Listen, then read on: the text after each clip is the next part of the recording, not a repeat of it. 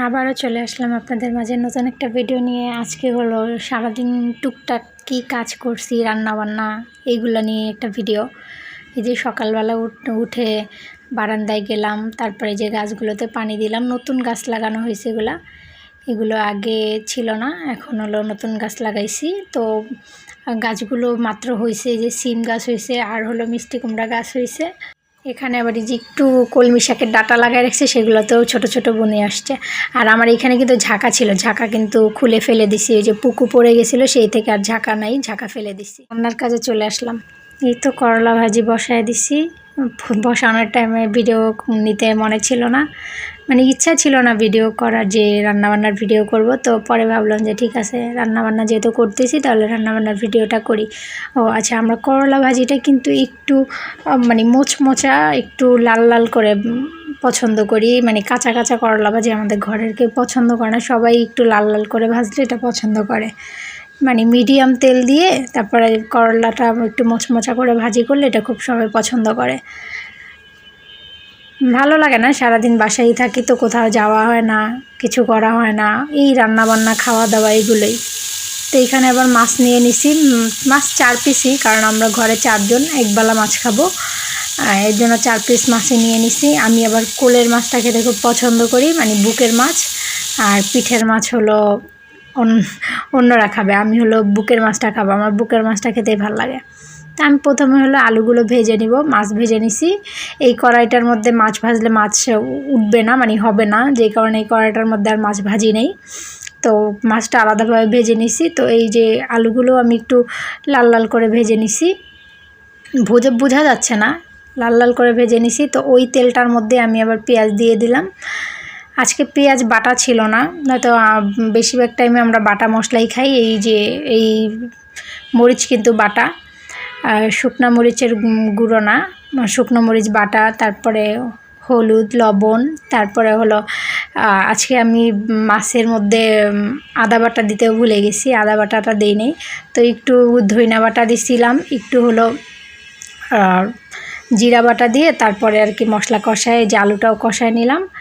কষানোর পরে যে আমার কষানো কিন্তু হয়ে গেছে, আমি আবার ভুলে গেছিলাম, এর জন্য একটু সাইড থেকে একটু লেগে গেছে। ওইটা কোনো ব্যাপার না, এই কড়াইটার মধ্যে এমনিতেই লেগে যায়। যে এখন ঝোল দিয়ে দেব, ঝোল দিয়ে দিলাম।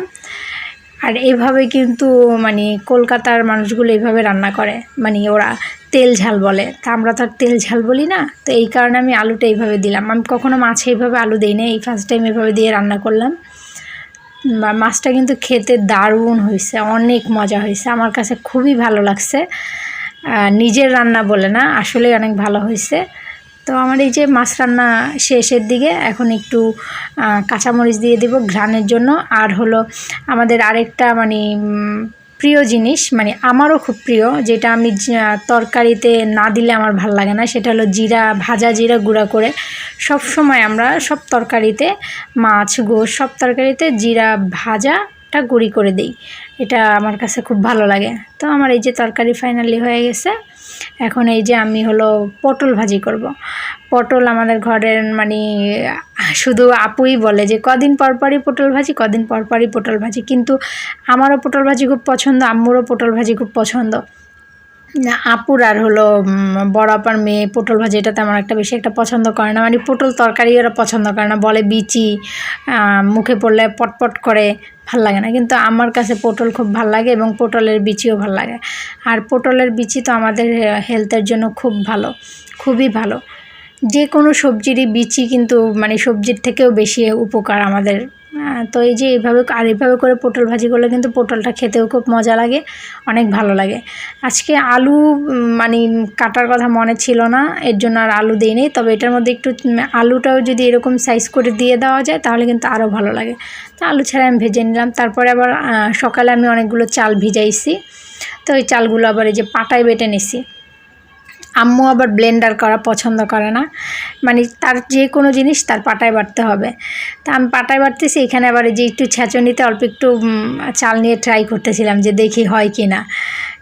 তা তো হয় না, মানে আমি 3 ঘন্টা বসে মনে হয় অল্প একটু মানে গুঁড়ি বের হয়েছে।